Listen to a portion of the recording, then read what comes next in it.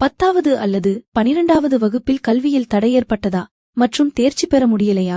இப்போது உங்கள் குழந்தைக்கு புதிய அரங்கம். நட்சத்திர ப்ரீ ஸ்கூலின் டே கேர்.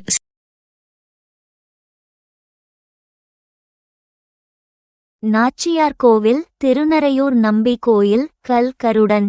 அறிவியலுக்கும் பக்திக்கும் நடுவே நிற்கும் மௌன அதிசயம். இந்த உலகம் சத்தமாய் பேசிக்கொண்டிருக்கும் நேரத்தில் சில இடங்கள் மட்டும் அமைதியாக ஒரு உண்மையைச் சொல்கின்றன. கேட்பவர்களுக்கு மட்டுமே புரியும் உண்மை. கும்பகோணத்திற்கு அருகே திருநறையூர் என்ற சிறிய ஊரில் காலத்தை விட பழமையான ஒரு ரகசியம் தினமும் மூச்சுவிடுகிறது. அதுதான் நாச்சியார் கோவில்.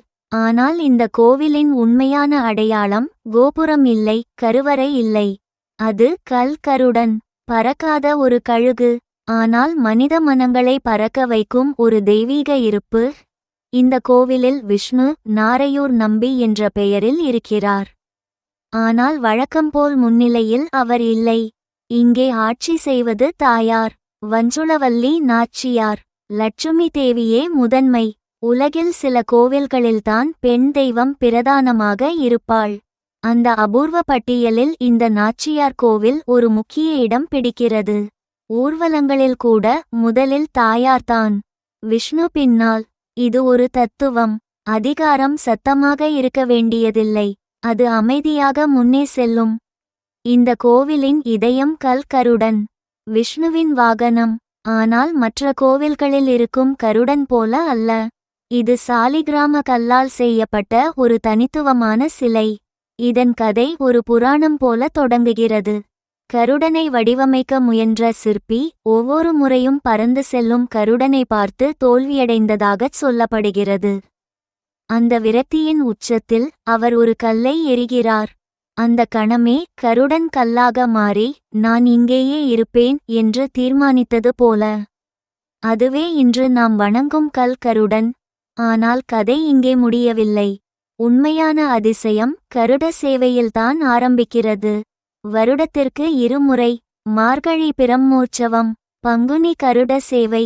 அந்த நாட்களில் கல் கருடன் கருவறையை விட்டு வெளியே வருகிறார். கருவறைக்குள் இருக்கும்போது 4 பேர் சுமக்கும் எடை. ஆனால் கோவிலின் வாசலை தாண்டியதும் 8, 16, 32, 64, 128 பேர். எண்ணிக்கை அதிகரிக்கிறது. ஆனால் சிலையின் எடை மாறுகிறதா? இல்லை, மனிதர்களின் அனுபவம் மாறுகிறது. அறிவியல் கேட்கும். எப்படி? பக்தி சொல்கிறது. அருள். வெளியே செல்லும் போது கல்கருடன் கனமாகிறார். திரும்பி வரும்போது அதே படிகளில் எடை குறைகிறது. 128 வலதுபுறம் நோக்கிய அம்பு 64 வலதுபுறம் நோக்கிய அம்பு 32 வலதுபுறம் நோக்கிய அம்பு 16 வலதுபுறம் நோக்கிய அம்பு 8 வலதுபுறம் நோக்கிய அம்பு 4-6 மணி நேர ஊர்வலத்தின் போது சிலையின் மீது வியர்வை துளிகள். கல் வியர்க்குமா? அறிவியல் பதில் தேடுகிறது. பக்தி நம்பிக்கையில் நின்றுவிடுகிறது. இந்த 2 உலகங்களுக்கும் நடுவே கல்கருடன் அமைதியாக நிற்கிறார். இந்த கோவில் ஒரு திவ்ய தேசம். 108 திவ்ய தேசங்களில் ஒன்று. ஆழ்வார்கள் பாடிய கோவில். திருமங்கை ஆழ்வார் 100 பாடல்களால் இந்த இடத்தை மகிமைப்படுத்துகிறார். இங்கேதான் அவருக்கு பஞ்ச சம்ஸ்காரம் வழங்கப்பட்டதாக நம்பப்படுகிறது. வைணவ மரபில் ஒரு டர்னிங் பாயிண்ட். காஞ்சிபுரம் அத்திகிரி, திருப்பதி சேஷகிரி, திருநறையூர் சுகந்தகிரி. இந்த 3ம் ஒரே தத்துவ கோட்டில் இணைக்கப்படுகின்றன. கோவிலின் கட்டிடக்கலை பேச ஆரம்பித்தால் கல்லே கதைகள் சொல்லும். 5 நிலை ராஜகோபுரம், 75 அடி உயரம், 16 தூண்கள் கொண்ட மண்டபம், கொடிமரம், பலிபீடம், கருடன் சன்னதி, எல்லாமே ஒரே அச்சில். இது வெறும் வடிவமைப்பு அல்ல, இது ஒரு காஸ்மிக் அலைன்மெண்ட். தெற்கில் அனுமன், வடக்கில் ராமர், சீதை, லட்சுமணன், மையத்தில் சக்கரத்தாழ்வார் யோக நரசிம்மருடன். ஒவ்வொரு சிலையும் ஒரு உளவியல் குறியீடு.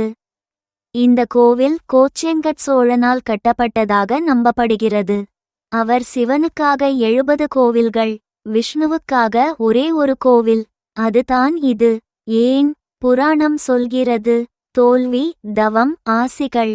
அதிகாரம் என்றால் வெற்றி மட்டும் அல்ல, சரணடைதலும். நாச்சியார் கோவில் விளக்குகளுக்கு பிரசித்தம். கம்மலர் தெரு. தலைமுறைகளாக விளக்கு செய்யும் கைவினைஞர்கள். அந்த விளக்கின் ஒளி போலதான் இந்த கோவிலின் கதை.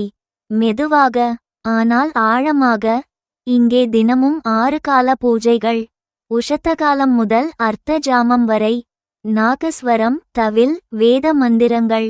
ஆனால் இந்த ஒலிகளுக்கு பின்னால் இருக்கும் உண்மை என்ன தெரியுமா? இந்த கோவில் ஒரு ரிமைண்டர். வாழ்க்கையில் சில சக்திகள் எப்போதும் வெளிப்படையாக இருக்காது. அவை நேரம் பார்த்து தான் தங்கள் வலிமையை காட்டும். கல்கருடன் நமக்கு ஒரு பாடம் சொல்கிறார். உன் சக்தியை எல்லா நேரமும் வெளியில் காட்டாதே. கருவறைக்குள் அமைதியாக இரு. நேரம் வந்தால் உலகமே உன் எடையை உணரும். உன்னை தூக்க எத்தனை பேர் வேண்டும் என்பதே உன் மதிப்பு அல்ல. நீ யார் என்பதை உணர வைப்பது தான் உண்மையான அதிகாரம். இந்த வீடியோ முடியும் போது நீ ஒரு கேள்வியோடு வெளியே போக வேண்டும்.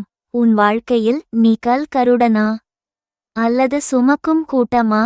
ஏனென்றால் சில எடைகள் கண்ணுக்கு தெரியாது, ஆனால் மனசை நடுங்க வைக்கும். இந்த வீடியோ உங்களுக்கு பயனுள்ளதாக இருந்தால் ஒரு லைக் கொடுங்கள். உங்கள் நண்பர் உடன் பகிரவும். மிக முக்கியமாக எங்கள் சேனலை சப்ஸ்கிரைப் செய்ய மறக்காதீர்கள். புதிய வீடியோக்கள் வரும்போது உடனே அறிந்து கொள்ள மணி ஐகானையும் கிளிக் செய்யுங்கள். நன்றி உங்கள் ஆதரவுக்காக.